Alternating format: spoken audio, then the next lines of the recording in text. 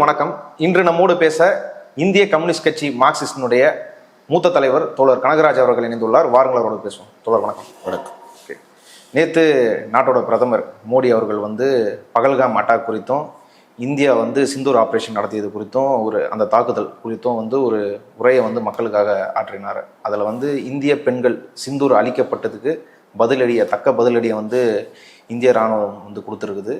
பாகிஸ்தான் இந்தியாவோட தொடர் தாக்குதலை தாங்க முடியாமல் உலக நாடுகள்கிட்ட போய் இதை முடிச்சு வைங்கன்னு சொல்லி கெஞ்சிருக்குது. நேரடியாக நம்மளோட இராணுவ தலைமைக்கு ஃபோன் பண்ணி தொடர்பு கொண்டு இராணுவ நடவடிக்கையும் பயங்கரவாத நடவடிக்கையும் நிறுத்திக்கிறோம், இதை முடிச்சுக்கலாம் அப்படின்னு கேட்டதன் அடிப்படையில் நாங்கள் இந்த தாக்குதலை நிப்பாட்டியிருக்கிறோம். ஆனால் பாகிஸ்தானோட எதிர்கால நடவடிக்கை பொறுத்து நாங்கள் இதை எப்படி கண்டினியூ பண்ணுவோன்றது இருக்குன்னு சொல்லியிருக்காரு. ஆனால் இன்னொரு புறம் ட்ரம்ப் நான் தான் இவங்க 2 பேரையும் பேசி முடிச்சு வச்சுருக்கேன் அப்படின்னு சொல்லி அவர் ஒரு அறிவிப்பை முதல் சீஸ்ஃபயர் ட்ரம்ப் தான் அனௌன்ஸ் பண்ணியிருக்கிறார். இது இவ்வளோ நாள் மோடியை ஆதரித்த ஒரு விமர்சனமற்ற ஆதரவு கொடுத்த எல்லாருமே, வரதுசாரியார்களாக இருந்தாலும் சரி, இல்லை முற்போக்கு சக்திகளாக இருந்தாலும் சரி, எல்லாருமே இதுக்கு எதிரான விமர்சனங்களை வச்சுருக்காங்க. இது நீங்கள் எப்படி பார்க்கணும்? அவர் எப்போதும் ஆற்றிக்கிட்டே தானே இருக்கார், உரையாற்றுவார். இன்னைக்கு உரையாடல் நடத்தியிருக்கார். அவருக்கு அதுவும் கூட அது டைரக்டு இதாக இருக்காது. அப்படின்னா அந்த நேரத்தில் எல்லாரும் கேட்கலாம், எழுதி வச்சு அதை ரெக்கார்ட் பண்ணி ஒருத்தருக்கு கொடுத்து அவங்க ரிலே பண்ணுவாங்க. ஸோ அவர் உரையாடலுக்கு தயாராக இருக்க மாட்டார். அவர் சொல்கிறது தான் எல்லாரும் கேட்கணும் அப்படின்னு நினைப்பார். இது ஒரு பார்ட்.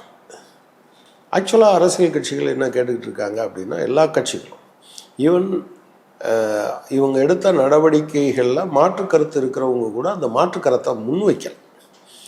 ஏன்னா இந்த நேரத்தில் எல்லாரும் ஒன்றா இருக்கணும் அப்படின்னு சொல்லி. ஆனால் அவங்களுக்கு கூட அவர் எந்த மரியாதையும் கொடுக்கல. இது ஒரு பகுதி. ரெண்டாவது, இந்த சிந்தூர்னு பேர் வச்சது இருக்கு இல்லையா, நான் அதோட டோட்டலாக வேறுபடுறேன். அது ஒரு விதமான பிற்போக்குத்தனமான அம்சம் என்று நான் கருதுகிறேன். நீங்கள் இவங்க ஒரு ஒரு டபுள் கேம் ஆடிக்கிட்டே இருப்பாங்க. அதனுடைய ஒரு பகுதியை நீங்கள் பார்க்க முடியும். சரி, அந்த ஒரு முஸ்லீம் பையன் உயிரை கொடுத்தாங்களா, அவங்க ஒய்ஃபு பொட்டு வைப்பாங்களா? அப்போ அதுக்கு நீங்கள் இது பண்ண மாட்டீங்களா? சரி, இந்த பெண்கள் யாரும் நாளைக்கு இன்னொரு திருமணமே பண்ண மாட்டாங்களா? இது அதாவது பொட்டை அழிச்சிட்டான், பூவை அழிச்சிட்டான் அப்படின்னு சாதாரண ஆட்களுடைய அந்த பிற்போக்குத்தனமான மனநிலை இருக்கு இல்லையா. ஒரு காலத்தில் ஒரு ஒரு ஒரு ஒரு இறந்து விட்டாலோ அல்லது டைவர்ஸ் எல்லாம் நீங்கள் யோசிச்சு பார்க்கவே முடியாத ஒரு நிலைமை இருந்தது. ஆனால் அதுக்கு பின்னால் இதெல்லாம் மாறுது. இவங்களை ஒரு நெருக்கடிக்கு உள்ளாக்குறது பார்த்துக்கோங்க. நம்ம இந்த பொட்டு வச்சதுக்காக, பொட்டு அழிச்சதுக்காக அரசாங்கம் இவ்வளவு பண்ணியிருக்கு, திரும்ப பொட்டு வச்சா அது சரியா என்கிற குற்ற உணர்வை உருவாக்குறது. இது இது இது முற்றிலும் பிற்போக்குத்தனமான, பைத்தியக்காரத்தனமான பெயர் சூட்டல் என்பதை நான் சொல்ல விரும்புகிறேன். 1. ரெண்டாவது, போர் நிறுத்தம் என்பது வரவேற்கத்தக்கது. 2 பகுதியிலும் நீங்கள் ஒன்றை எப்போதுமே புரிஞ்சுக்கோங்க. எந்த போர்களிலும் படைகள் ஏற்பட்ட இழப்பை விட சாதாரண மக்களுக்கான இழப்பு தான் அதிகம். இன்னும் முழுமையாக நமக்கு வரல, வரும்போது நம்ம அதை தெரிஞ்சுப்போம். ஆக்சுவலாக யார் சொல்லி நிறுத்தினாலும் அது ஒன்றும் பிரச்சனை இல்லை. இந்தியா நான் எல்லாத்தையும் அடித்து முடிச்சிட்டேன், எனவே எனக்கு பர்பஸ் சர்வ்டு, எனவே நான் இதோடு நிறுத்திக்கிறேன், யூனிலேட்ரலாகவே சொன்னாலும் அது தப்பு ஒன்றும் இல்லை. நீங்கள் எப்போதுமே ஒரு பெருந்தன்மையோடு அதை சொல்கிறத யாரும் கொஸ்டின் பண்ணலாம் மாட்டாங்க. அல்லது ஒரு சிரமப்படுறோம், நம்ம பக்கத்துலேயும் சிரமப்படுறாங்க, அந்த பக்கத்துலேயும் சிரமப்படுறாங்க, இதை நிறுத்திக்கலாம்னு சொல்கிறோம். ஆனால் நோக்கம் நிறைவேறிவிட்டது என்று நரேந்திர மோடி சொல்வது உண்மை இல்லைன்னு நான் நினைக்கிறேன். ஏன்னா நீங்கள் அந்த தீவிரவாதிகளை கண்டுபிடிச்சிட்டிங்களா? யாருங்க நீங்கள்? தீவிரவாதி முகாமை தாக்கி விட்டீர்கள், அழித்து விட்டீர்கள், அதில் 100 பேர் கொல்லப்பட்டதாக சொல்கிறீங்க. எனக்கு ஒன்றும் பிரச்சனை கிடையாது. ஆனால் என்ன பிரச்சனைனா, இந்த தீவிரவாதிகளுடைய பேர் X, Y, Z அப்படின்னு உங்களால் கண்டுபிடிக்க முடியுதா? அவங்க அந்த தீவிரவாத முகாமுக்குள்ள தான் இருந்தாங்கன்னா, நீங்கள் 22ஆம் தேதி தாக்குதலுக்கு பின்னால் எல்லைகளை எல்லாம் மூடிட்டோன்னு சொன்ன பிறகு இவங்க எப்படி இங்கிருந்து அங்கே போயிருக்க முடியும்? அப்புறம் அவங்க எல்லாரும் ஃபஸ்ட்டு டார்கெட்டு தீவிரவாத முகாம் தான் இருக்கும்னு யோசிச்சிருப்பாங்க. அப்போ இவங்க போய் இருந்திருப்பாங்களாங்க கேள்வி இருக்கு. இன்ஸ்பைட் ஆஃப் ஆல், ஓகேப்பா என்னோட பாயிண்ட்டை சொல்லிட்டேன், நினச்சா எப்போ வேணாலும் அடிப்பேன்னு சொல்லிட்டேன் அப்படின்னு முடிக்கிறது வேற. ஆனால் அது அப்படி இல்லையே. டொனால்ட் ட்ரம்ப் என்ன சொல்கிறாரு, நீங்கள் பதில் சொல்லியிருக்கணும்ல நேற்று பேசும்போது. டொனால்ட் ட்ரம்ப் என்ன சொல்கிறாரு, நாங்கள் தான் பேசணும் அப்படின்னு சொல்கிறாரு. அவங்க செக்ரட்டரி ஆஃப் ஸ்டேட் என்ன சொல்கிறாரு, வைஸ் பிரசிடெண்ட் என்ன சொல்கிறாரு, வைஸ் பிரசிடெண்ட் 48 மணி நேரமாக 2 நாட்டினுடைய பிரதமரோட பேசினார், அது என்ன தேசிய பாதுகாப்பு ஆலோசகரோட பேசினார், வெளியுறவுத்துறை அமைச்சரோட சுப்பிரமணியம் ஜெய்சங்கரோட பேசினார் என்றெல்லாம் போட்டிருக்காங்க. அப்போ இதெல்லாம் உண்மையெனில் அது ஒரு பகுதி. ரெண்டாவது விஷயம், அவர் என்ன சொல்கிறாரு, நான் வர்த்தகத்தை முன்வைத்து நான் 2 பேரையும் மிரட்டிட்டேன். அந்த மிரட்டிட்டேங்கிற வார்த்தை இல்லையே தவிர, ஆனால் மிரட்டினதாகத்தான் அதுக்காக அவர் விரும்புகிறதா, மேலும் பல வர்த்தகங்களை உங்கள் 2 நாடுகளே விரும்புகிறோம் அப்படின்றது தானே சொன்னார். அதான் அதை எப்படி இப்போ நீங்கள் எப்போது வேணாலும் வச்சுக்கலாமே, அதில் என்ன பிரச்சனை? நீங்கள் கேட்காமலே ஹார்லி டேவிட்சன் பைக்குக்கு நீங்கள் அமெரிக்காவுக்கு போகிறதுக்கு முன்னால் நரேந்திர மோடி வரியை குறைச்சிட்டு தான் போனார். இப்போவும் பேச்சுவார்த்தை நடந்திருக்கு. அதாவது அவங்களுடைய துணை ஜனாதிபதி இந்தியாவுக்கு வந்தார், அந்த பேச்சுவார்த்தை நடந்திருக்கு, தொடர்ச்சியாக நடக்கும் என்று பேசப்பட்டிருக்கு. அதல்ல பிரச்சனை, இதை முன்வைத்துத்தான் என்று சொன்னார். மூணாவது அம்சம், அவர் எப்படி முன்கூட்டி அறிவிக்க முடியும்? ஏங்க ரொம்ப அட்டூழியம். அதை யார் சொல்லலான்னா, இந்தியாவும் பாகிஸ்தானும் எங்களுக்கிடையே ஒரு சமரசம் கொண்டு வருவதற்கு அமெரிக்கா முயற்சித்தது, பல்வேறு நாடுகள் முயற்சித்தது, நன்றி என்று நாம் சொல்லாமே தவிர. பாகிஸ்தான் பிரதமர் அப்படிதான் சொல்லியிருக்காரு. நாங்கள் முயற்சி பண்ணோம், நாங்கள் தான் இதை சொன்னோம் என்பது இந்தியாவில் இருக்கக்கூடிய 140 கோடி மக்களுடைய அந்த பிரதிநிதிகளை ட்ரம்ப்பு ஒரு தூசா கூட மதிக்கலையே. இது முதல் நாள் நடக்குது. ட்ரம்ப் ஒன்றும் சமாதான தூதுவர் கிடையாது, நீங்கள் எப்போதுமே மனசில் வைத்துக்கொள்ள வேண்டியது. ட்ரம்ப்புக்கு அதாவது அவர் ஜெலன்ஸ்கியை கூப்பிட்டு நீங்கள் இந்த மாதிரி நாம் நீ போர் நிறுத்தம் பண்ணணும் அப்படின்னு அவர் சொன்னார். செலன்ஸ்கி ஏற்றுக்கலைன்னு ஒன்று நினச்சிக்கிட்டு இருக்க நீ அப்படின்லாம் கடுமையாக திட்டினார். நாடே பாதிச்சு. எந்த 2 ஜனாதிபதியும் இப்படி பேசியிருப்பாங்களான்னு நமக்கு தெரியாது. ஆனால் திடீர்னு இப்போ பார்த்தா உக்ரைனுக்கு காசு கொடுக்குறாங்க, ஆயுதம் கொடுக்குறாங்க, போர் விமானங்கள் கொடுக்குறாங்க. இது எங்கேருந்து வருது? அவருக்கு அரிய வகை கடியமங்களை உங்களுக்கு தாரேன்னு சொல்லிட்டா அவர் அமைதி. அப்போ பிஸ்னஸ் தான் அவருக்கு முக்கியம். எனவே அவருடைய கேரக்டர் பிஸ்னஸ் தானே தவிர அமைதி அல்ல பிரச்சனை. ஆனால் மோடி தானே, அவர் தானே ஜகத்குருன்ற அளவுக்கு பெரிய அளவில் உலகத்திலே பெரிய தலைவர் அப்படின்ற அளவுக்குலாம் ப்ரொமோட் செய்யப்பட்டாரு. நீங்கள் விஸ்வகுருன்னா விஸ்வகுரு மாதிரி நடந்துக்கலைன்னு வச்சுக்கோங்க. இப்போது ஒரு அமைச்சர் ராஜா மாதிரி நடந்துக்கிட்டாருன்னா அதில் கொஞ்சம் பொருத்தம் இருக்கும். ஆனால் ஒரு சின்ன குழந்தை ராஜா மாதிரி வேஷம் போட்டால் அதை ரசிக்கலாம். ஆனால் அது ராஜாவாகவே அது நினச்சிக்கிச்சின்னு வச்சுக்கோங்க, அது ரொம்ப அசிங்கமாக இருக்கும். நீங்கள் போய் ஒரு ஸ்டேட்ஸ்மேன் இன்னொரு நாட்டினுடைய தேர்தல் நடக்கும்போது ஆப்கி பார் ட்ரம்ப் சர்க்கார், அசிங்கமாக இல்லை? அப்போ நீங்கள் உங்களுடைய நிலையை நீங்கள் விட்டு கொடுத்த பிறகு அவர் சொல்கிறார். அவர் என்னன்னு சொல்லிகிட்டு இருக்காருன்னா, விஸ்வகுருவெல்லாம் நீ கிடையாது, நீ என்ன வேணாலும் உன் ஊரில் சொல்லிக்கோ, ஆனால் நான் தான் உண்மையான விஸ்வகுரு. அது அடுத்த ஸ்டேஜ் தான் நேற்று சொன்னது. வியாபாரத்தை பற்றி நான் சொன்னேன் வச்சுக்கணுமா அப்படின்னு. எனவே இந்தியாவிற்கு ஒரு மிகப்பெரிய தலைக்குனிவு. அதில் கூடுதலாக அவர் 2 நாட்டையும் சமநிலையில் வச்சு பண்ணது இருக்குல்ல, பாகிஸ்தானியும் இந்தியாவையும் அதில் இந்தியா தரப்போட எந்தவித நியாயத்தையுமே சொல்லாமல் இந்தியா என்ன கிளைம் பண்ணுச்சுன்னா அது பாகிஸ்தானோட துணையோட தான் அந்த தாக்குதல் பகல்காமில் நடத்ததுலாம் சொல்லிச்சு. நாங்கள் வெறும் டெரரிஸ்ட் கேம்பை தான் அட்டாக் பண்ணோம், மறுபடியும் அவங்க பதிலுக்கு தாக்குனதில் இங்கே இருக்கிற சிவிலியன்ஸ் வந்து பாதிக்கப்பட்டிருக்கிறான்ற அதிகாரப்பூர்வமாக சொல்லலை. ஆனால் பாதிப்புகள் இருக்குதுன்னு சொல்லி ராணுவம் சொல்லியிருக்காங்க. ஆரம்பம் தொட்டு அவங்க பாகிஸ்தானோட நெருக்கமாக இருந்தாங்க. கடந்த காலத்தில் நடந்த போர்களில் எல்லாம் அவங்க பாகிஸ்தான் ஆதரவாக தான் இருந்திருக்காங்க. சமீப காலத்தில் உலகத்தில் இருக்கக்கூடிய அரசியல், பூகோள அரசியல் மாறி இருக்கிற இந்த பின்னணியில் சீனாவை எப்படி கவுண்டர் பண்ணுறதுங்கள அவங்க குவாடுன்னு ஒரு அமைப்பை அமெரிக்கா முடிவு பண்ணி தான் தோற்றுவிக்குது. அதில் வந்து இந்தியா, அமெரிக்கா, ஆஸ்திரேலியா, ஜப்பான் 4 பேர் இருக்காங்க. இது வந்து இந்த ஆசியா பசிபிக் பிராந்தியம் முழுவதற்குமே உங்களுக்கு வந்து சீனாவை எதிர்கொள்வதற்கான ஏற்பாடு என்று பார்க்குறாங்க.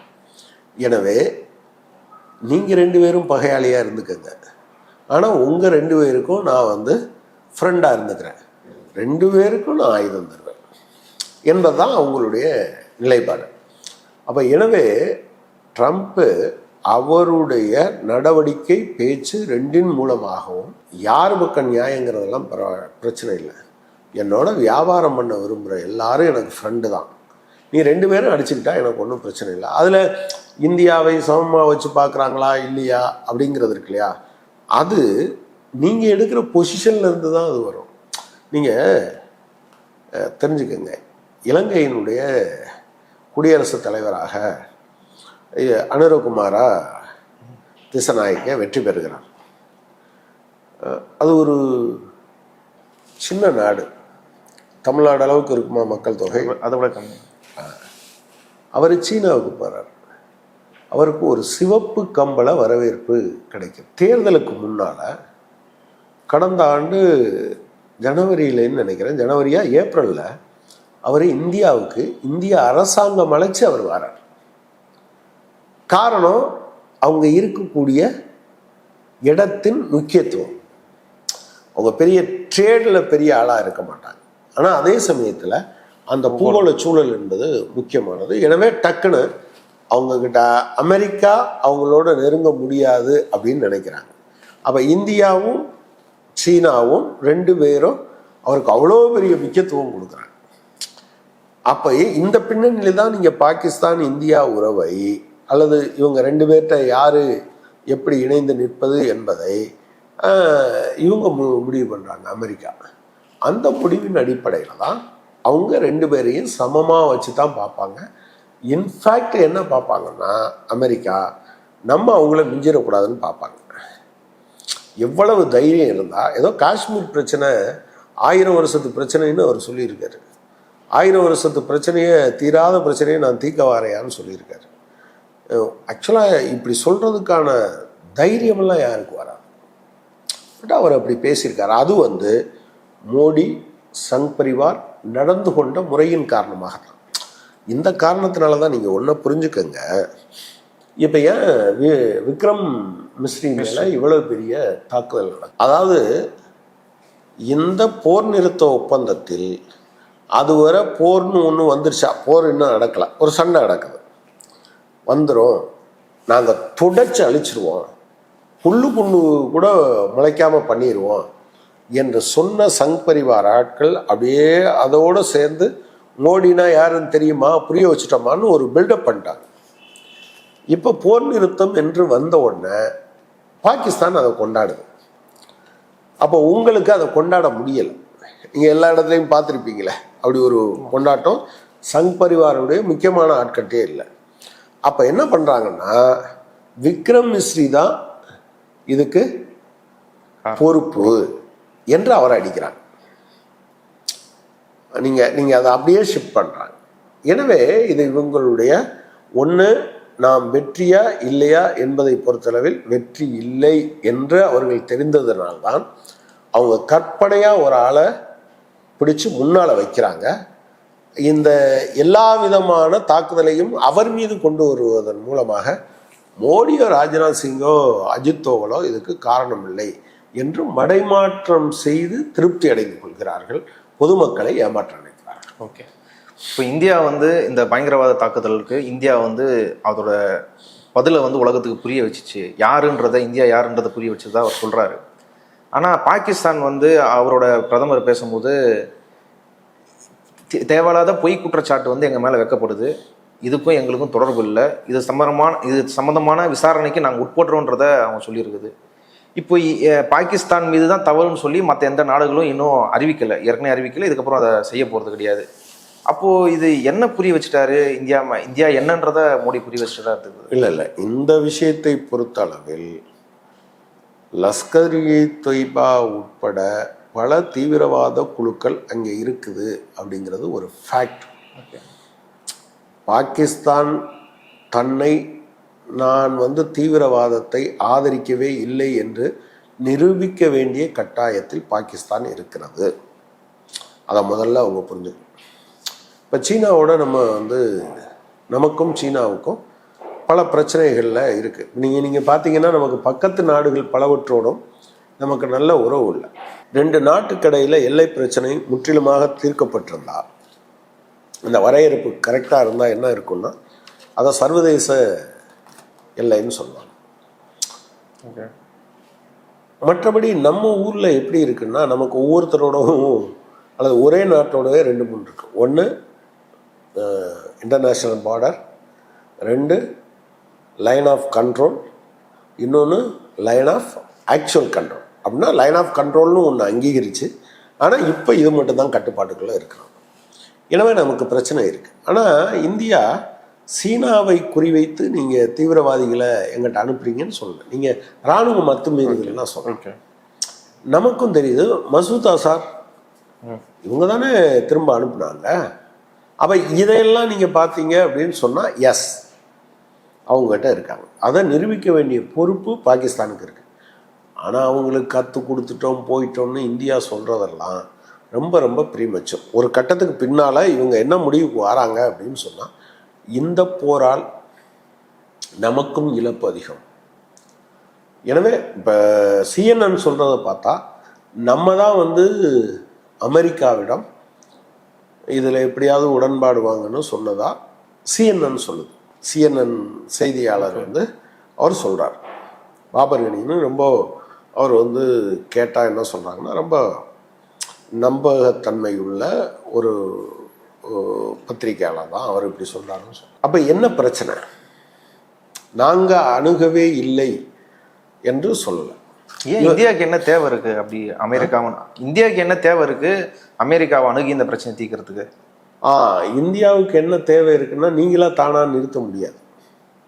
இருக்கலாம், இப்போ எல்லாம் நமக்கு வெளியே வரல. ஆனால் அமெரிக்கா ஒன்று தலையிட்டிருக்கு. 48 மணி நேரம் பேச்சுவார்த்தை நடந்திருக்கு. நீங்கள் உண்மையிலே இல்லைன்னா நீங்கள் என்ன சொல்லியிருப்பீங்க? அமெரிக்கா பேச்சுவார்த்தை நடத்துகிறாங்க, அவங்கக்கிட்ட நாங்கள் இந்த கண்டிஷன்லாம் போட்டிருக்கோம். எந்த கண்டிஷன் போட்டிங்கன்னு இதுவரை நீங்கள் சொல்லியே. நீங்கள் மேடையில், அதாவது ஒரு சண்டை போட்டி நடக்குதுன்னு வச்சுக்கோங்க, குத்துச்சண்டை நடக்குதுன்னு வச்சுக்கோங்க, யார் வெற்றி பெற்றவர்னு எங்கே தீர்மானிப்பீங்க? அந்த ரிங்குக்குள்ளே தான் தீர்மானிப்பீங்க. அங்கே நீங்கள் ட்ராப் பண்ணிட்டு வந்துட்டு தனியாக ஒரு மேடை போட்டு நான் மட்டும் நீ மட்டும் கிடைச்சிருந்தான்னு வச்சுக்கோ அப்படின்னு நீங்கள் பேசினா சிரிக்க மாட்டீங்களா? இல்லை, மோடி அவர் உரையில் அதை சொல்லியிருக்காரு. இதுக்கப்புறம் எந்த பயங்கரவாத தாக்குதலையும் இராணுவ தாக்குதலையும் பாகிஸ்தான் ஈடுபடாதுன்னு சொல்லி உத்தரவாதம் கொடுத்துருக்காங்க. அந்த அடிப்படையில் தான் நாங்கள் இந்த சீஸ்ஃபயர் வந்து அறிவிக்கிறோன்ற மாரி மோடி சொல்லியிருக்காரு.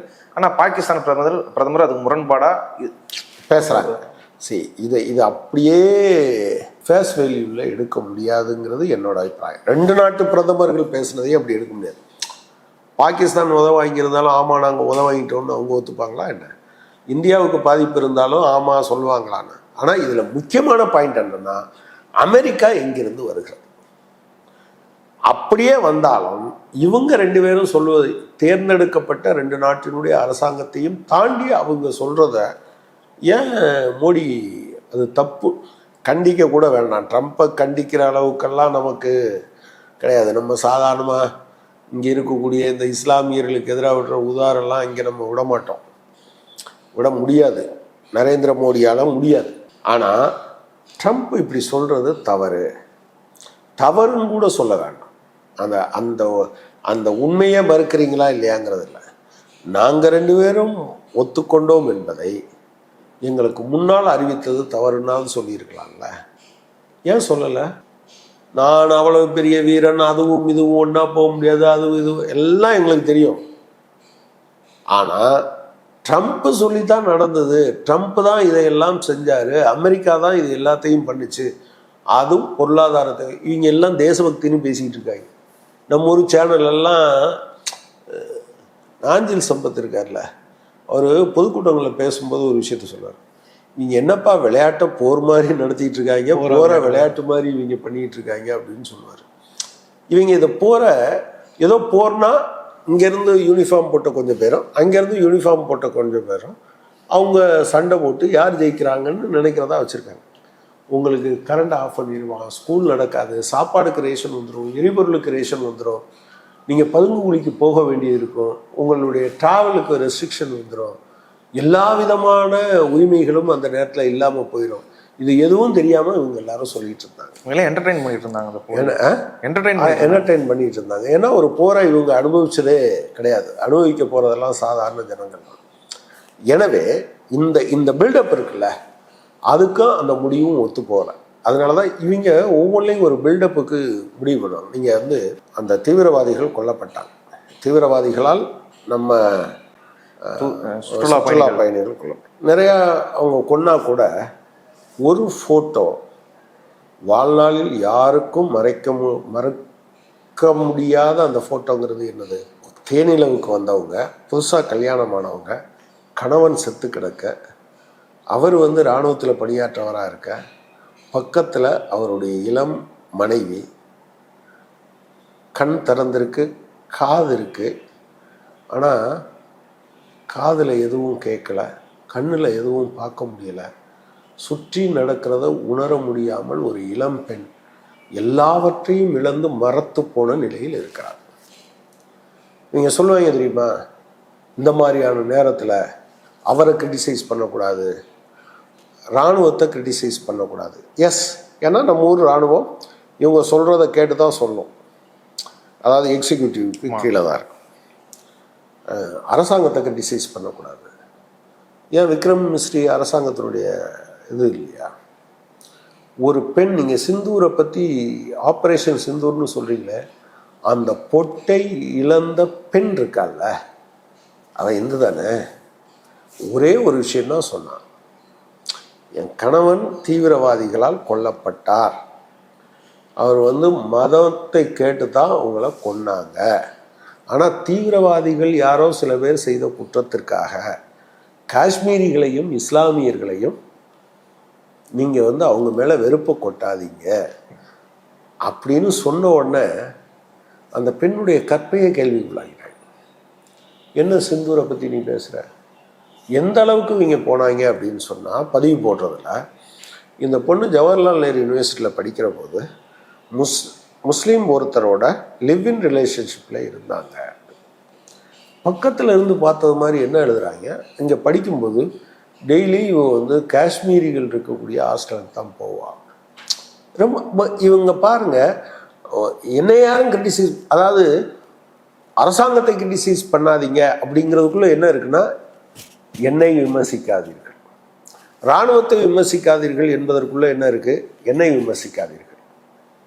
அதே போல் இந்த பெண்ணு நர்வாலுடைய விஷயத்தில் என்ன இருக்குது, நீ நாங்கள் சொல்கிறத பேசுனா இந்திய தாயின் புதல்வி, நீ தெய்வம், உன் சிந்தூரை அழிச்சிட்டாங்க, ஆனால் நீ எங்கள் கருத்துக்கு மாறா சொன்னாயின்னு வச்சுக்கோ, சிந்தூர் வைக்கிறதுக்கே லாயக்கற்றவன், அதானே அது. எனவே இவங்ககிட்ட அந்த நேர்மையை நீங்கள் ஒருபோதும் எதிர்பார்க்க முடியாது. எனவே நரேந்திர மோடியோட பேச்சு கடந்த காலத்தில் எப்படி இருக்கும் பார்த்தீங்களா, ஏன் இப்போ இல்லை? நீங்கள் டிவி விவாதங்களில் சும்மா கூட அவங்க எம்பி கூழுவாங்க, ஆனால் இப்போது சங் பரிவார் பேசாமல் எனக்குன்னு இருக்கு. ஏன்னா பொய் சொல்லி தேவையில்லாத பில்டப் பண்ணி ட்ரம்ப்பை எதிர்த்து பேச முடியாமல், உள்ளூருக்குள்ளே பதில் சொல்ல முடியாமல் அவங்களுக்கு. நேற்று ஒரு உரையில் இன்னொரு விஷயத்த பதிவு பண்ணார். இந்தியாவோட தயாரிப்பிலான ஏவுகணைகள் இல்லை இராணுவ கருவிகள் இது வெற்றி அடைஞ்சிருக்கு இந்த தாக்குதலில், உலகம் முழுக்க வரவேற்பு பெற்றிருக்குது இதெல்லாம் அப்படின்னு சொல்கிறாரு. ஆனால் பங்கு சந்தையில் வேற ஒரு ரிசல்ட்டை காட்டுது. இது எப்படி புரிஞ்சுக்கிறது? இல்லை அதான் ரஃபேல் விமானம் கீழே விழுந்ததாக ஒரு செய்தியை முதல்ல இந்து பத்திரிகை அந்த ஃபோட்டோவோட போட்டது. சரியா? போட்ட கொஞ்ச நேரத்தில் அதை தூக்கிட்டாங்க. வியாபாரம் தான். நீங்கள் ஒருத்தர் இறந்து போனதாக காமிச்சா கூட உடனடியாக தூக்குன்னு சொல்ல மாட்டாங்க. ஆனால் ரஃபேல் கீழே விழுந்துருச்சுன்னா அது ஒரு பிரச்சனை. பட் உலகத்தில் இருக்கக்கூடிய ஆயுத வியாபாரிகளுக்கு தெரியும். உடனே ரஃபேலுடைய ஷேர் மார்க்கெட்டு டவுன் ஆகுது. அதே சமயத்தில் ரஃபேலை யார் அடிச்சிருப்பாங்க அப்படின்னு சொல்கிறேன். அது என்ன J-10 C-15 சம்திங், அது சீனாவோடது. அதை தயாரிக்கிற சிந்துங்கிற கம்பெனியினுடைய ஷேர் மார்க்கெட் உயருது. நான் என்ன சொல்கிறேன், இதில் என்ன பெருமையெல்லாம் வேண்டி கிடக்கு. என்கிட்ட இருக்கக்கூடிய ஆயுதம் பெரிய ஆயுதம் ஒரே ஒரு விஷயம் தாங்க, நான் தீவிரவாதத்துக்கு எதிராக நான் ஃபைட் பண்ணுறேன். இன்றைக்கி என்கிட்ட பாரம்பரியமான சண்டை முறையில் ஆரம்பத்தில் என்ன இருந்தது? உடல்வாகு மட்டும் இருந்தது. அப்புறம் யானை, குதிரை அல்லது கப்பல்கள் இதெல்லாம் இருந்தது. இன்னைக்கு ஆக்சுவலாக போர் என்பதே என்னது? தொழில்நுட்பம் தான். தொழில்நுட்பத்தில் நீங்களாம் அடிக்கலாம். அப்புறம் நீங்கள் எங்கே சொந்தமாக தயாரிக்கிறீங்க? நீங்கள் எங்கே எல்லாத்தையும் வித்துட்டீங்க. சொந்தமாக தயாரிக்கிறது எங்கே தயாரிக்கிறீங்க? ரஃபேல் உங்கள் சொந்த தயாரிப்பா? ஃப்ரான்ஸ். இங்கே ஹிந்துஸ்தான் ஏரோநாட்டிக்ஸுக்கு கொடுத்த கான்ட்ராக்டை ரத்து பண்ணி அதானிக்கிட்ட கொடுத்தீங்க. அதானி நாளைக்கே பாகிஸ்தான் ஆர்டர் கொடுத்தா பாகிஸ்தானுக்கு கொடுப்பார். ஒரு வியாபாரி தானே. அதுக்கு மேலே என்ன இருக்குது? ஒன்று என்னென்னா, நம்ம இராணுவ வீரர்களை கொண்டாடுவது என்பது வேறு. எனவே நீங்கள் இதையெல்லாம் இப்படி போஸ்ட் பண்ணக்கூடாதுங்க. ஒரு நாடு ரொம்ப சோபராக, நீங்கள் பெரிய ஆளாக வர வர உங்களுக்கு மெச்சூரிட்டி இருக்கணும். பெரிய நாட்டினுடைய பிரதமராக இருக்கும்போது அதுக்கு தகுந்த மெச்சூரிட்டி இருக்கணும். நீங்கள் ரெட்டை கோபுரத்தை அடித்த உடனே அந்த அடித்த தீவிரவாதிகள் அமெரிக்காவை விட பெரிய ஆட்களா? அப்படி சொல்ல முடியுமா? சொல்ல முடியாது. இப்போ 26/11 நம்ம மும்பை அடித்தாங்க, அதனால் அந்த தீவிரவாதிகள் நம்மளை விட பெரிய ஆளா? அவன் நமக்கு ஒரு டேமேஜை உருவாக்கியிருக்காங்கிறத ஒத்துக்கிறோம். இன்னும் நம்ம சேஃப்டி இதெல்லாம் பார்க்கணும் அப்படின்னு. அதை விட்டுட்டு என்கிட்ட ஆயுதம் இருக்காது அதெல்லாம் கிடையாது. அன்பு மட்டும்தான் உங்களுக்கு பாதுகாப்பு அரணாக. கடைசியில் இவ்வளவையும் பேசிட்டு நரேந்திர மோடி சொன்னார்ல, யாரை சொன்னார்? இன்னைக்கு புத்த பூர்ணிமா. உண்மையிலே புத்தர் வாய் விட்டு கதறி இருப்பார். என் பேரை யாரெல்லாம்ப்பா யூஸ் பண்ணீங்க? ஏற்கனவே புத்தர் சிரித்தார்னு ஒரு அணுகுண்டு சோதனைக்கு இவங்க பேர் வச்சாங்க. அதுவே பெரிய பிரச்சனையாச்சு. நரேந்திர மோடி புத்தரை யூஸ் பண்ணுறார். புத்தர் எந்த காலத்தில் இப்படிலாம் பேசினார்? இதுதான் பிரச்சனை. இவங்க ஒரு பக்கம் என்ன சொல்லுவாங்கன்னா செக்குலரிசமா அப்படின்னு பேசுவாங்க. ஆனால் அந்த சோஃபியா குரேஷி ஏன் முன்னிறுத்தி பேச வைக்கிறாங்க? அது இவங்களே பேசியிருக்கலாம்ல, அமைச்சர்களையே இல்லை பிரதமரே பேசியிருக்கலாம்ல. அதை பேசியிருக்கலாம்ல. ஏன் யோசிக்கிறாங்கன்னா, ஒரு முஸ்லீம் பெண் பேசணும்னு நினைக்கிறாங்க. சோஃபியா குரேஷி என்கிற முஸ்லீம் பெண். ஏன் இவங்க பேச நம்ப மாட்டாங்கன்னு நினைக்கிறாங்களா?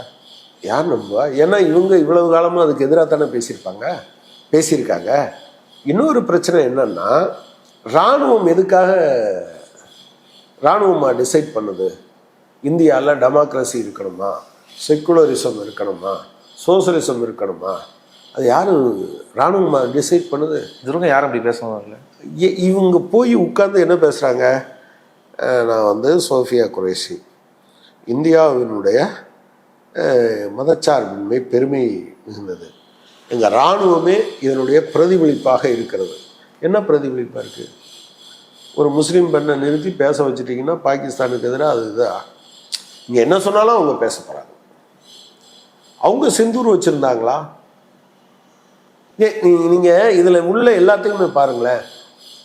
அரசியல் தலைமை பேச வேண்டியதை பேசலை. இவ்வளவு காலமும் நரேந்திர மோடி பேசவே இல்லை, ராஜ்நாத் சிங் பேசவே இல்லை, அஜித் தோவல் பேசலை. ஆனால் இவங்க பேச வேண்டியதை யாரை வச்சு பேச வைக்கிறாங்க? விக்ரம் மிஸ்ரியை வச்சு பேச வைக்கிறாங்க, சோஃபியா குரேஷியை வச்சு பேச வைக்கிறாங்க. நாங்கள் எந்த கோயிலையும் இடிக்க மாட்டோம், எந்த குருத்வாராவையும் எந்த பள்ளிவாசலையும் இடிக்க மாட்டேன்னு நரேந்திர மோடி சொன்னால் யாராவது ஏற்றுப்பாங்களா? ராஜ்நாத் சிங் சொன்னால் ஏற்றுப்பாங்களா? ஏன்னா பாபர் மசூதியை உடைச்சது யாருன்னு கேட்க மாட்டாங்களா? சம்பல் மசூதியை அது கோயில் இருந்த இடம் சொன்னது யாரான்னு கேட்க மாட்டாங்களா? இப்போவும் நீங்கள் காசியும் மதுராவும் பாக்கி இருக்குன்னு சொல்கிறீங்களேன்னு கேட்க மாட்டாங்களா?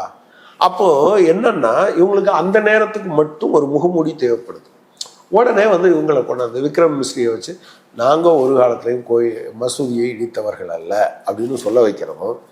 நாங்கள் பெரிய மதச்சார்பற்ற நாடுன்னு சோஃபியா குரேஷியை வச்சு சொல்ல வைக்கிறதையும் ஒரு முகமூடியாக இவர்கள் பயன்படுத்துகிறார். ஓகே, இப்போது அமெரிக்கா இதில் தலையிட்டது, நாங்கள் தான் நிறுத்தணும், வர்த்தகத்தை முன் வச்சு பேசி நிறுத்திருக்கிறோம்னு ட்ரம்ப் சொன்னதாக இருக்கட்டும், இல்லை இதை தாண்டி காஷ்மீர் பிரச்சனையை வந்து நாங்கள் தீர்த்து வைக்கிறோம் அப்படின்னு அறிவிச்சதுன்றது நம்ம நாட்டோட இறைமையை கேள்வி கொள்கிற விஷயமா ஆயிடுச்சு. ஆனால் மோடி வந்து ஏற்கனவே பல விஷயங்களில், மணிப்பூர் விஷயமா இருக்கட்டும், இன்னும் வக்ஃபோர்ட் விஷயமா இருக்கட்டும், பல விஷயங்களில் அது உலகளவில் தர்க்கமாக அது தவறுன்னு தெரிஞ்சும் அவர் தண்டிக்கப்படாமல் தான் இருந்துட்டு இருந்தார். நாடளவுலையும் வந்து அது தேர்தலையாக இருக்கட்டும், இல்லை மற்றபடியான ஒரு விஷயங்களாக இருக்கட்டும். ஆனால் இந்த விஷயத்துலையும் அது அந்த ஸ்டேட்டஸ் தான் கண்டினியூ ஆகுமா? மோடி இதுக்கு தண்டிக்கப்படுவாரா? ஆமாம், உலகத்துக்கு நீங்கள் உலகங்கிறத விட அமெரிக்கா மாதிரியான நாடுகளுக்கு பிஸ்னஸ் இஸ் வெரி இம்பார்ட்டன்ட். இன்னைக்கு வர்த்தகம் தான் மிகப்பெரிய அது உலக இதை எல்லாத்தையுமே தீர்மானிக்குது. அப்போது இந்தியா மாதிரியான ஒரு 140 கோடி கன்சியூமர்ஸ், நீங்கள் முன்னாலெல்லாம் இந்தியா என்கிற நாடுன்னு பேசுவாங்க. நீங்கள் இப்போ இந்த இன்டர்நேஷ்னல் ஃபோரத்தினுடைய டிஸ்கஷன் எல்லாத்துலேயும் பாருங்கள், அது ஒரு பெரிய எக்கானமி, அது ஒரு பெரிய கன்சியூமர் வச்சுருக்கக்கூடிய எக்கானமி, பெரிய மார்க்கெட்டு, மிடில் கிளாஸ் எக்கானமி, இதெல்லாம் பேசுகிறாங்க. இது எதுக்குன்னு நினைக்கிறீங்க? இது ஒரு மார்க்கெட். அவர்களை பொறுத்தளவில் அரவிந்தும் ஒரு கன்சியூமர், கனகராஜு ஒரு கன்சியூமர், அவன் கன்சியூமராக தான் பாவிப்பான். எனவே மார்க்ஸும் ஏங்கல்ஸும் சொன்ன மாதிரி தான் முதலாளி வர்க்கத்தினுடைய நவீன அரசுகள் அனைத்துமே முதலாளித்துவத்தினுடைய பணிகளை செய்வதற்கான செயற்குழுவை அன்றி வேறு இல்லைன்னு சொன்னார். அதை ட்ரம்ப்பு ரொம்ப ரஃப்பாக போட்டுட்டார். அவ்வளோதான். வாஜ்பாய் என்ன சொன்னார்? நீங்கள் ராஜ தர்மத்தை மீறிட்டாரு, நான் எந்த முகத்தோடு உலகத்தின் முகத்தில் விழிப்பேன்லாம் பேசினார். அமெரிக்கா உள்ளிட்ட நாடுகள் இவருக்கு விசா தரமாட்டேன்னாங்க. பிரதமர் ஆனோன்னு என்ன பண்ணாங்க? எங்கே யாராவது ரெசிஸ்ட் பண்ணானா? ஒன்றும் கிடையாது. 140 கோடி கன்சியூமர் இருக்கக்கூடிய நாட்டு இந்த தீர்மானிக்க போகிறாள், வாங்கன்னு கொடுத்துட்டாங்களே. எனவே இட்ஸ் பிஸ்னஸ் தான் தெரியுமா? இல்லை, நான் நாட்டுக்குள்ளே கேட்குறேன். இந்தியாவை வந்து யார் வேணால் என்ன வேணால் பேசலான்ற ஒரு நிலைக்கு, ஒரு தாழ்ந்த நிலைக்கு வந்து மோடி வந்து தள்ளியிருக்கிறாரு. இதை இந்தியாவுக்குள்ளே இருக்கிற இந்தியா கூட்டணி அரசியல் கட்சிகளாக இருக்கட்டும், இல்லை முற்போக்கு இயக்கங்களாக இருக்கட்டும், இதுக்குரிய தண்டனையை மோடிக்கு வாங்கி தர்றது, அதை எக்ஸ்போஸ் பண்ணுறது. இந்தியா கூட்டணி கட்சிகள் என்ன பண்ண முடியும்? அவங்க பண்ணுவாங்க. இப்போ நாடாளுமன்றத்தை கூட்ட சொல்லியிருக்காங்க, இவர் கூட்ட மாட்டார், கூட்டினாலும் அதில் பேச மாட்டார், மணிப்பூரை பற்றியே பேச மாட்டார். அது தொடர்ந்து போராட்டம். பட் மக்கள் போராடுவோம், மக்கள்கிட்ட கேம்பெயின் பண்ணுவோம். ஆனால் நீங்கள் இந்த தடவை போர் நிறுத்தத்துக்கு முன்னால் அர்னாப் கோஸ்வாமியில் இருந்து நம்ம ஊர் அண்ணாமலை வர பேசிகிட்டு இருந்த விஷயத்தையெல்லாம் நீங்கள் பார்த்துருப்பீங்க. இந்த போர் நிறுத்தம் அறிவிக்கப்பட்ட பிறகு அவங்க பாடி லாங்குவேஜ் எல்லாம் பார்த்துருக்கீங்களா? பாகிஸ்தானோட அவங்க தான் நிலக்குலைஞ்சு போயிருக்காங்க. பாகிஸ்தானை விட அவங்க தான் நிலக்குலைஞ்சு போயிருக்காங்க. அதாவது எப்படி இருந்தனா இப்படி ஆயிட்டேன்னு இவர் சொல்லுவார்ல, அந்த மாதிரி. ஏன்னா இந்த கர்மத்தை தான் நைட்டு முழுவதும் ஒட்டிக்கிட்டு இருந்தியான்னு மக்கள் கேஷுவலாக எத்தி விட்றாங்க. பிகாஸ் நீங்கள் ஒரு போர்னா நான் இந்த பர்பஸுக்கு தான் அடிக்க போகிறேன், அதுக்கு மேலே பண்ண மாட்டேன். புல் பூண்டு இல்லாமல், அது இல்லாமல், அதை தலையில் அடிச்சிட்டோம். நேற்று கூட என்ன நெஞ்சில் அடித்து விட்டோம், அதில் அடிச்சிட்டோம். Sober words, you need sober words. அந்த ஒரு பையன் ஒரு ஒரு வீடியோ பையன், பீகார் சேர்ந்த பையன், சின்ன பையன் இல்லை, பெரிய மனுஷன், அவ்வளோ பெரிய மனுஷன். அங்கேயும் இந்துக்கள் இருக்கான், இங்கேயும் இந்துக்கள் இருக்கான், இங்கேயும் முஸ்லீம்கள் இருக்கான், அங்கேயும் முஸ்லீம்கள் இருக்கான். எல்லாரும் பாதிக்கப்படக்கூடாதுல்ல? யார் சொல்லி கொடுக்குறதுன்னு கேட்குறாங்க இவங்க. ஏன்னா இவங்களுக்கு அர்னாப் கோஸ்வாமி வகைரா இருக்க, ஆர்எஸ்எஸ் வகைரா, இதுக்கு என்ன சொல்லி கொடுக்குதோ அதை மட்டும் சொல்லுவாங்க. எனக்கு மூளை இருக்குடான்னு சொல்லிட்டு போயிட்டான். முகமது கைஃப் பையன், முகமது கைஃப் அது சொன்ன அந்த வார்த்தை இருக்குல்ல, எனக்கும் மூளை இருக்கு. அதாவது மூளை இருக்குன்னு சொன்னது என்னன்னா, மூளை எல்லாத்துக்கும் இருக்கு, அறிவு இருக்கு. சிந்திக்கும் திறன் இருக்கிறது அப்படிங்கிறது இருக்குல்ல. ஒரு இது இந்தியா முழுவதும் இருக்கக்கூடிய இந்த மாதிரி வெறுப்புகளை மட்டும் பிரச்சாரம் பண்ணுறவங்களுக்கு அந்த ஒரு பையன் சொல்லிட்டு போனால் அந்த ஒத்த வார்த்தை இருக்குல்ல, அதுதான். தேவையில்லாமல் எங்களுக்கு 7 கை இருக்குது 8 கால் இருக்குலாம் பேசாதீங்க. ஏன்னா ரிசல்ட் ஒரு நாள் வந்து தானே ஆகணும். எனவே இப்போ பெரும்பகுதி மக்கள் அதை பார்த்துருக்காங்க. நேற்று இது முடிஞ்ச பிறகு 2-3 பேருக்கு நான் ஃபோன் பண்ணேன். வழக்கமாக அவங்கெல்லாம் என்ன கேட்பாங்கன்னா, அவங்க ஒன்றும் பிஜேபி ஆட்கள் இல்லை, ஆனால் மோடி பக்தர்கள். வழக்கமாக அவங்க பேசுவாங்க. இது மன் கி பாத் அல்லது இது அதில் எல்லாம் பேசின பிறகு அவங்க பேசுவாங்க. நீங்கள் கேட்டிங்களா பவர்ஃபுல் அப்படின்னு. நான் நேற்று அவங்கக்கிட்ட நானாக ஃபோன் அடிக்கிறேன், என்னாச்சு அப்படின்னு மற்ற விஷயம்லாம் கேட்குறேன். இதை பேசுவாங்களான்னு பார்த்தா பேச மாட்டேன்றாங்க. ஏன்னா என்ன இன்னைக்கு உங்கள் ஆள் ஒன்றும் உரைக்கிறது மாதிரி பேசலையா அப்படின்னு கேட்டேன். நான் பாலிடிக்ஸ் பேசலப்பா அப்படின்னு. So there ends the matter. அவங்களுக்கு அது என்ன சொல்லுது, இல்லை, உப்பை தின்னு இருக்காங்க, தண்ணி குடிச்சு தான் ஆகணும், எல்லாரும் தண்ணி குடிச்சு ஆகணும். ஆனால் அவங்க தண்ணி தேவையில்லை உப்பு தின்னாலும்னு நினச்சிட்டு இருந்தாங்க. இந்திய மக்களும் காஷ்மீரிகளும் இந்தியாவில் இருக்கக்கூடிய மதச்சார்பின்மை விரும்புகிறவர்களும் தண்ணி நீ குடிச்சே ஆகணும்னு சொல்லிட்டாங்க. அவங்க பிளானில் எல்லாமே தோற்று போச்சு. இந்துக்கள்னு பேரை கேட்டு அடித்தான் அப்படின்னு சொன்னதில் காஷ்மீரி மக்கள் எங்களை பாதுகாத்தார்கள்னு டூரிஸ்டுகள் சொன்னதும், காஷ்மீரிகள் இவர்களை பாதுகாத்ததும், அது உலகம் முழுவதும் பிரபலமானதும், கொல்லப்பட்டவர்களின் குடும்பங்களே, ஒரு அப்பாவை பறிகொடுத்த 10 வயதுக்கு உட்பட்ட பையன் என்ன பேசுகிறான், ஏன்டா ஒரு போலீஸ்காரன் கூட இல்லை, பாதுகாப்பு படையே இல்லைன்னு கேட்குறான். கேரளாவில் இருந்து போய் அப்பாவை பறிகொடுத்த பெண்ணை எனக்கு 2 சகோதரர், அதாவது ஒரு அப்பா இறந்துட்டாரு, இறந்த சோகத்தை விட 2 சகோதரர்கள் இருக்காங்கன்னு பேசுறது. இப்போ இந்த நர்வால் பேசின இந்த என் கணவர் இறந்து விட்டார், தீவிரவாதிகள் தப்பு, இது அவங்களுடைய அந்த நேரட்டிவ் இருக்குல்ல, அது கரெக்டாக செட் ஆகலை என்கிற வருத்தம் அவங்களுக்கு இருக்குது. அதனால தான் அதை முஸ்லீம் மேலே பண்ணுறது. இந்த என்னதான் பேசினாலும் பாரதி சொன்னான்ல, உள்ளத்தில் உண்மை உண்டாயின் வாக்கினிலே ஒளி உண்டாகும். நீங்கள் நாடகத்தில் நிறையா நாள் பேசிக்கிட்டே இருந்தீங்க, வசனம் பேசிக்கிட்டு இருந்தீங்க நாடக பாணியில். நேற்று உங்கள் உள்ளத்தில் உண்மை இல்லை, அதனால் வார்த்தையில் ஒளி இல்லை. ஓகே, பகல்காம் தாக்குதல், அது அங்கே வந்த சுற்றுலா பயணிகள் உயிரிழப்பு நடந்திருந்தாலும் அங்கே இருக்க வசிக்கிற மக்கள், காஷ்மீர் மக்கள் வந்து பொருளாதார ரீதியாக வந்து அது மறுபடியும் பின்னுக்கு தள்ளி இருக்கிறது. அது மட்டும் இல்லாமல் அதில் விசாரணை என்ற பேரில் மறுபடியும் அந்த மக்கள், உள்ளூர் மக்கள் வந்து கைது செய்யப்படுறாங்க. ஒரு 1000 கணக்கில் வந்து கைது செய்யப்பட்டிருக்கிறதா தகவல்கள் வருது. இவங்க நடத்தின இந்த ஸ்ட்ரைக்கு இல்லை இந்த விசாரணை, இது மூலியமாக மறுபடியும் அந்த இயல்பு நிலைமை உடனே திரும்ப வாய்ப்பு இருக்குதா? இவங்க ட்ரம்ப் வந்து தலையிடுறேன்னு சொல்கிறாரு மறுபடியும் காஷ்மீர் விவகாரத்தில், அது இன்னும் நெருக்கடி, அது ஒரு வெறும் பேச்சுக்காக சொன்னதா இல்லை அது உண்மையிலே ஆகும்னா அது நெருக்கடிக்குன்னு ஒன்று? ட்ரம்ப் யார் நம்ம ஊர் விஷயத்தில் தலையிடுவதற்கு?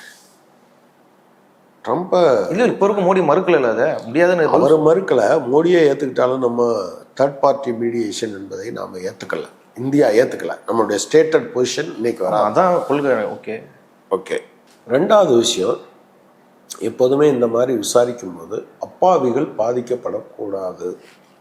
ஆனால் இவன் நினச்சோன்னே இப்போ நீங்கள் வந்து எல்லாரும் வாய்மூடி மௌனியாகத்தான் இருந்தாங்க. அதாவது ஒரு தீவிரவாதி இவன் உண்மையிலேயே 10 வீடு அடித்தாங்க. 10 வீட்டில் இருக்கிற ஒவ்வொரு பையன் தீவிரவாதத்துக்கு ஆதரவு கொடுத்ததாகவே வச்சுப்போம். அவங்க அப்பா அம்மாலாம் தீவிரவாதிகளா? அவங்க இவன் தீவிரவாதியாக இருந்தாங்கங்கிறதே அவங்களுக்கு தெரியாதே, தெரிஞ்சிருக்க வாய்ப்பு இல்லையே. அவங்க 2 தலைமுறையோ 3 தலைமுறையோ சேர்த்து இது பண்ணியிருக்கலாமே. இதுதான் அரசாங்கத்தை தனிமைப்படுத்துது, பொதுவான விஷயத்துலேருந்து உங்களை தனிமைப்படுத்துது. எனவே அந்த விசாரணை கட்டாயம் முறையாக நடக்கணும், யார் தப்பு பண்ணாங்கங்கிறத கண்டுபிடிக்கணும். ஆனால் நீங்கள் சொல்கிறீங்க பார்த்தீங்களா, நம்ம இந்திய அரசமைப்பு சட்டம் ஏன் இதெல்லாம் பிரித்து வைத்தது? வழக்கு பதிவு செய்கிறவர் ஒருத்தர், தண்டனை கொடுக்குறவர் இன்னொருத்தர். போலீஸை தண்டனை கொடுக்க முடியுமா? முடியாது. நீங்கள் தீர்ப்பு சொன்ன பிறகும் கூட அதுக்கு ஒரு மேல்முறையீடு இருக்கு. மேல்முறையீடெல்லாம் முடிந்த பிறகும் கூட ஒரு கருணை மனுக்கு வாய்ப்பு இருக்கு. இவ்வளோ தூரம் ஏன் இதை வச்சிருக்காங்க? எங்கேயும் தப்பு நடந்திருக்கூடாது. ஆனால் நீங்கள் உடனே இந்த வீட்டில் தீவிரவாதி இருந்தான், ரைட் போட்டு தரல, இந்த வீட்டில் தீவிரவாதி இருந்தான், இதை இடிச்சிரு. அதே இப்போ இது உதாரணம் வந்து பிரக்யா சிங் தாக்கூருக்கு பொருந்துமா? அதான்.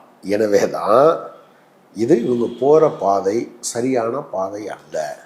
உண்மையான குற்றவாளிகளை கண்டுபிடிக்கிறது. உங்களுக்கு தெரியுமா, ஆக்சுவலாக அக்ஷார்தம்னு ஒரு கோயில் குஜராத்தில் இருக்கு. அந்த கோயிலில் ஒரு குண்டு வெடிச்சிருச்சு. அது அந்த செட்டில் இருக்கிறவங்க, ஏதோ நாராயணன் செட்டு, அவங்க மோடியை ஏற்றுக்கலாம் 2016க்கு முன்னால் 14க்கு முன்னால். எனவே அந்த கோயிலில் குண்டு வெடிச்சோடனே ஒரு 10 பேரோ 12 பேரோ 15 பேரை இஸ்லாமியர்களை பிடிக்கிறாங்க.